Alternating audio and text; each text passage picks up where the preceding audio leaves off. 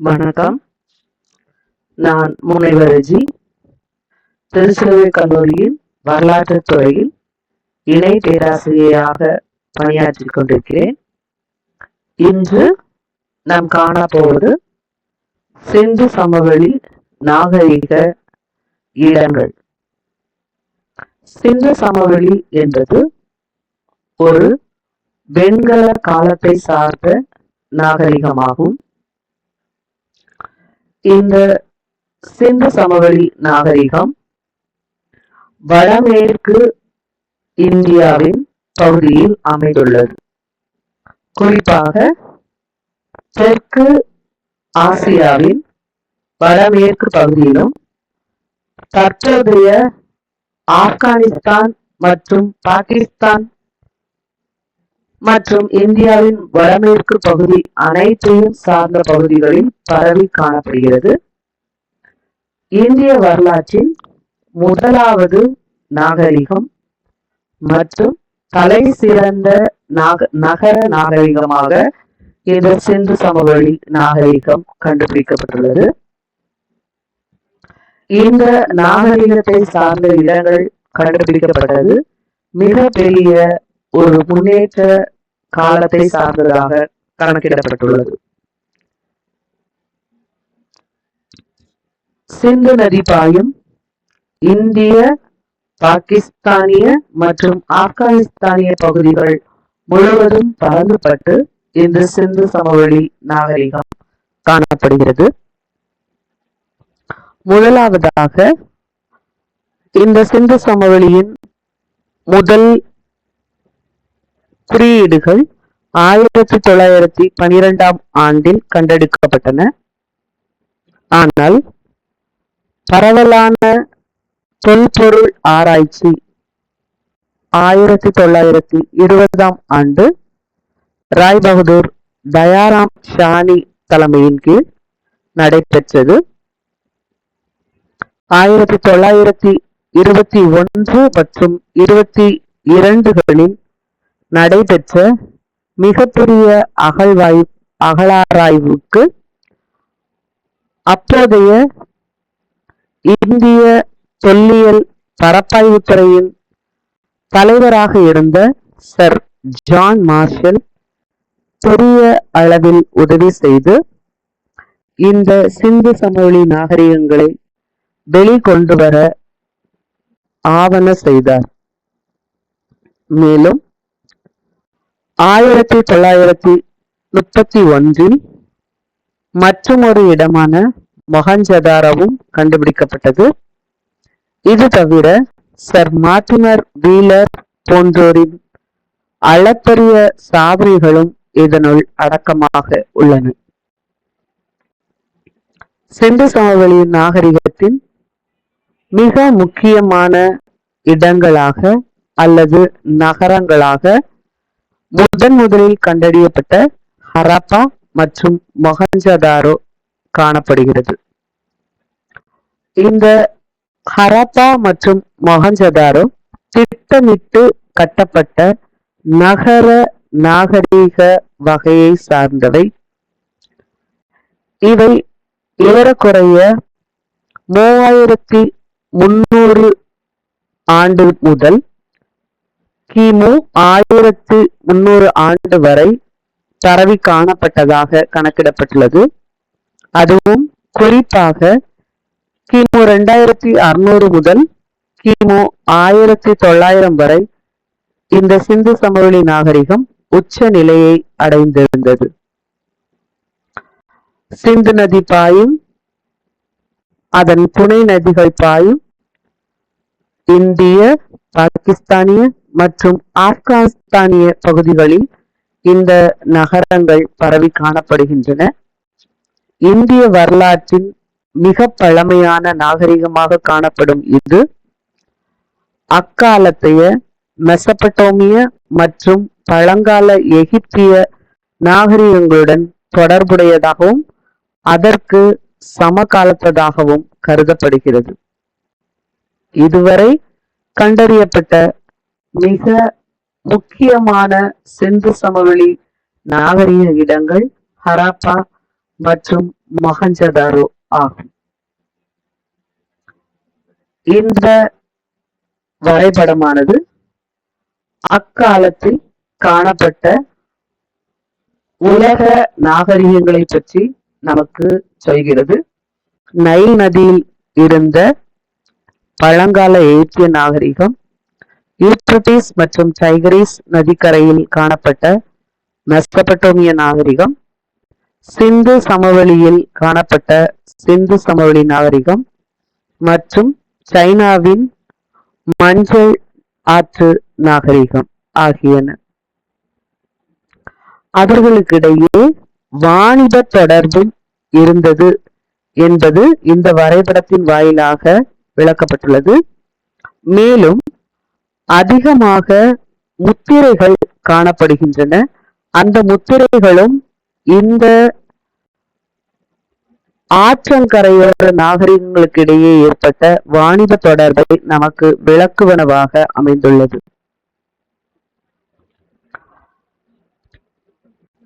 2024 வரை மொத்தம் 1400 சிந்து சமவெளி நாகரிக இடங்கள் அகழாய்வு செய்யப்பட்டுள்ளன. அவற்றுள் 925 இடங்கள் இந்தியாவில் காணப்பட்டுள்ளன. இந்தியாவில் காணப்பட்ட அல்லது சிந்து சமவெளி நாகரிகங்களின் முக்கியமான இடங்களாவன ஹரப்பா, மொஹஞ்சதாரோ, கனேரிவாலா, தோலாவிரா அண்ட் ராக்கிகார்கி. சர்க்ரோட்டடா, லோத்தால் மற்றும் தோலாவிரா ஆகியன சிந்து சமவெளி நாகரிகத்தில் காணப்படும் முக்கியமான துறைமுக நகரங்களாக கருதப்படுகின்றன.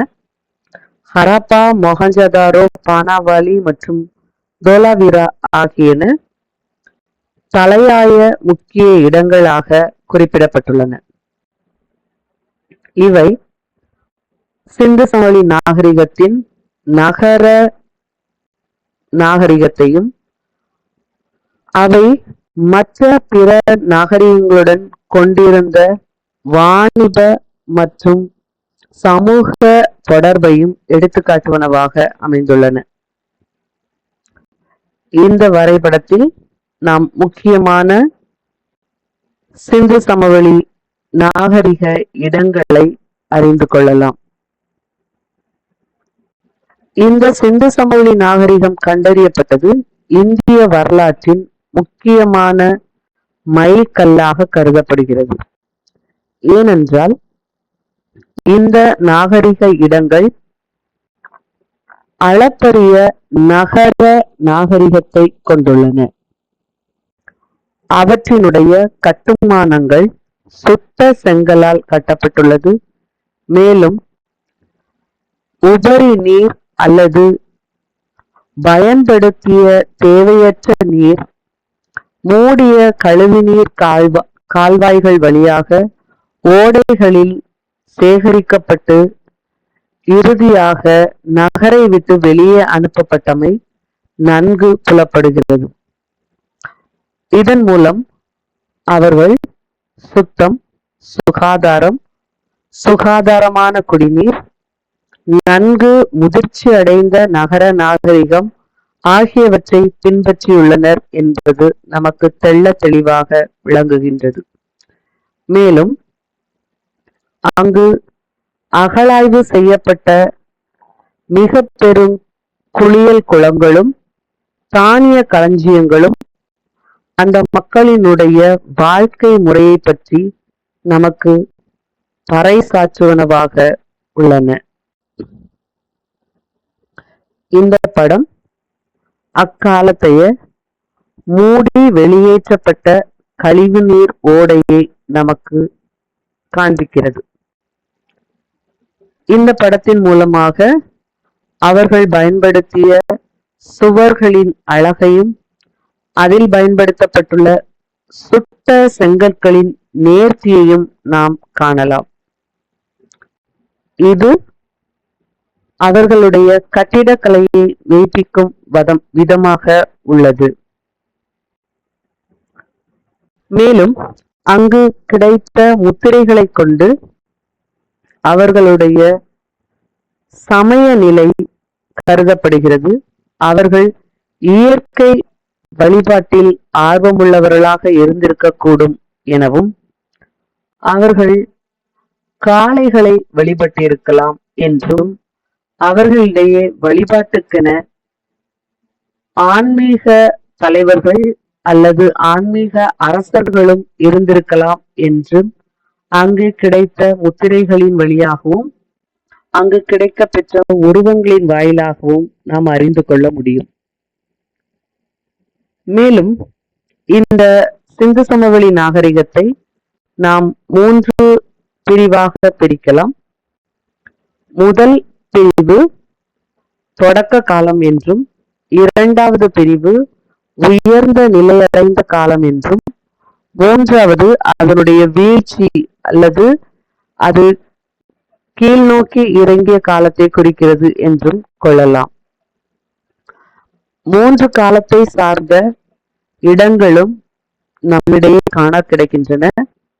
அங்கு கிடைக்க பெறும் பானைகள் மற்றும் உயர் ரக மணிகள் அவர்களுடைய உலோக பொருட்கள் வாயிலாக அவர்களினுடைய அறிவியல், தொழில்நுட்பம், திறமை, கலை நுணுக்கம் ஆகிய அனைத்தையும் நாம் அறிந்து கொள்ள இயலும்.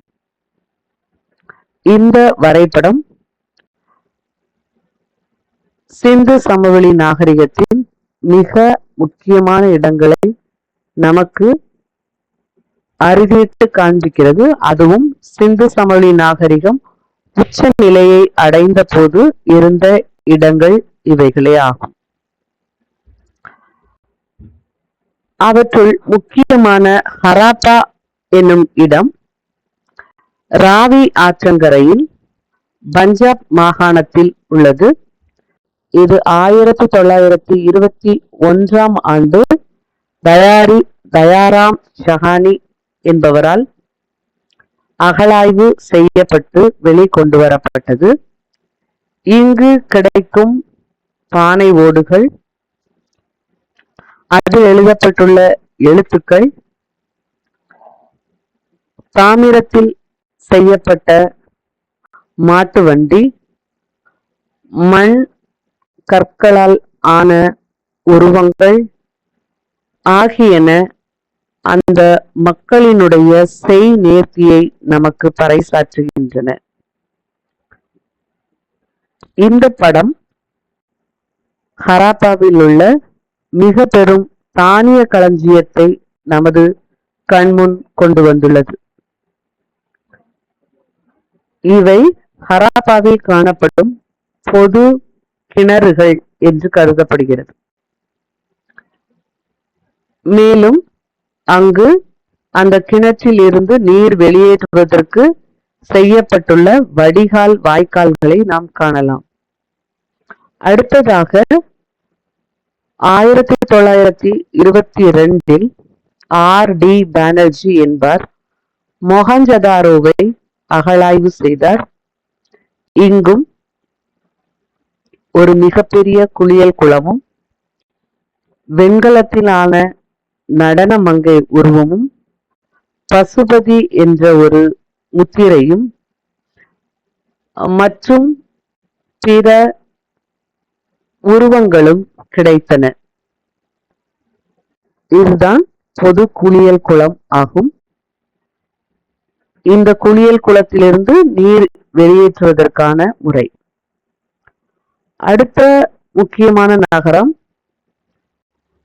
சட்கஜெண்டா. இது 1929ஆம் ஆண்டு கண்டறியப்பட்டது.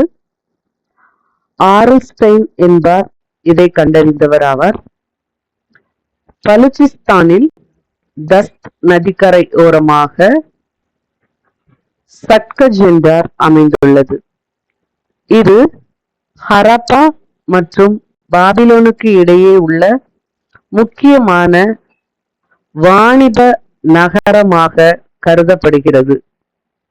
இங்கு காணப்படும் கல் பொருட்கள், பானை ஓடுகள் மற்றும் மணிக்கற்கள் மூலமாக இதை நாம் அறிந்து கொள்ள இயலும். இந்த அகழ்வாய்வு இடமானது ஒரு பொது விழா அரங்கமாக இது இருக்கலாம் அல்லது மக்கள் குழுவும் இடமாக இருக்கலாம் என்று கண்டறியப்பட்டுள்ளது. இது அங்கு கிடைத்த சிந்து சமவெளி நாகரிக பகுதியில் கிடைத்த கலை பொருட்களின் காட்சி. அடுத்ததாக சங்குதாரோ. இந்த சங்குதாரோ 1931ஆம் ஆண்டு சிந்து சமவெளி பகுதியில் சிந்து நதிக்கரை ஓரமாக என்ஜி மஜும்தார் என்பவரால் அகழாய்வு செய்யப்பட்டு கண்டறியப்பட்டது. இங்கு மணிக்கற்களினால்